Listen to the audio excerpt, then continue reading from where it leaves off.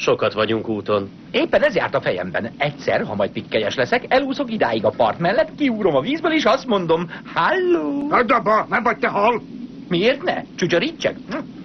Különben tetszik, ahogy vibrálnak. Én mondom, ott lenn a mélyben igazi békesség van. Igazam van! Ide figyelj, Murdoch! Elég a döglött rákodból, meg a vibrálásodból! Ne csináld ezt, rossz fiú. Az, hogy Termiből csak az ollója maradt, nem jelenti azt, hogy nem vibrál. Egyszerűen csak takarékon van. Nem akarja, hogy... felejtsd el, jó? Nem a rákod vibrál, csak az a hülye agyad, ami a fejedben van. Csillapodj, Ere, adj neki időt. Nem, most már nem! Most elintézem ezt az idiótát! Előbb beszéljük ezt meg, rossz fiú. Viselkedjünk úgy, mint a felnőttek, mint kulturált emberek. Azt mondta, adj nekem időt. Hallgass rá! Hallgass rá! Inkább húzz egyet! Ha akarsz lenni, akkor menj közéjük!